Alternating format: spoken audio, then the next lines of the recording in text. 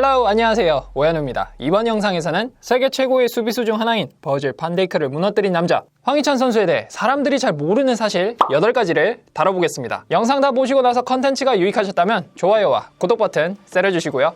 황희찬 선수는 손흥민 선수와 공통점이 꽤 있습니다. 황희찬의 경우 부천과 의정부에서 초등학교를 나오고 중학교와 고등학교를 포항에서 다녔지만 정작 황희찬의 출생지는 바로 손흥민이 태어난 곳과 같은 강원도 춘천시입니다. 그리고 황희찬의 현재 에이전시는 스포츠 유나이티드입니다. 스포츠 유나이티드는 황희찬과 함께 손흥민을 관리하는 에이전시이기도 합니다. 또 지난 2016년 황희찬은 한양대학교 축제에서 무용가 주점의 모습을 드러냈는데요. 이때 황희찬과 함께 멋을 내어 나타난 선수 또한 손흥민이었습니다.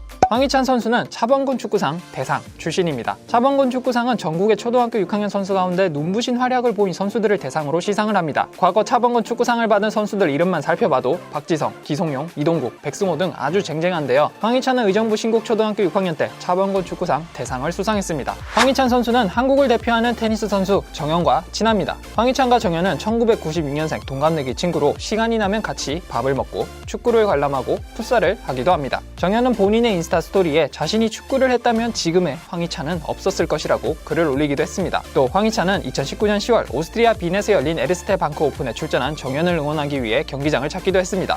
과거 황희찬 선수는 위안부 관련 발언을 한 적이 있습니다. 지난 2016년 일본과의 U23 아시아 챔피언십 결승전을 앞두고 황희찬은 위안부 같은 문제 때문에 일본에 절대 질 수 없다고 인터뷰한 바 있습니다. 하지만 결승에서 한국은 일본을 2대3으로 역전패하고 말았는데요. 2년 뒤 2018 자카르타 팔렘방 아시안게임 남자축구 결승전 일본과의 경기에서 황희찬은 한국이 2대1로 승리하는 결승골을 넣으며 한국의 금메달을 이끌었습니다.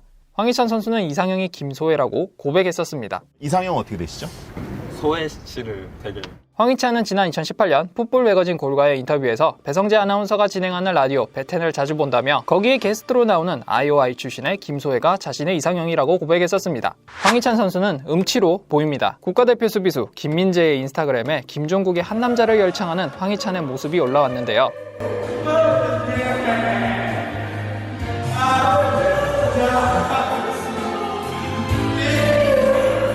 제목을 모르면 황희찬이 무슨 노래를 부르는지 알아듣기 힘들 정도입니다. 황희찬 선수는 포항지진 피해 이재민을 위해 3천만 원을 기부한 바 있습니다. 황희찬은 포항 스틸러스 유스인 포항제철중과 포항제철고를 거치며 대한축구협회 선정 중등부 최우수 선수, 고등부 인재상을 탔습니다. 그런데 고등학교 졸업 후 포항을 떠나 레드불 잘츠부르크에 자유계약으로 이적한 것이 법적으로 문제는 없었지만 도의상 문제가 있었다고 아직도 지적을 받고 있는데요. 그 와중에 황희찬은 자신이 6년간 시간을 보낸 포항에 지진이 나자 지난 2017년 포항 지진 피해 이재민을 돕기 위한 성금으로 3천만 원을 기부한 바 있습니다.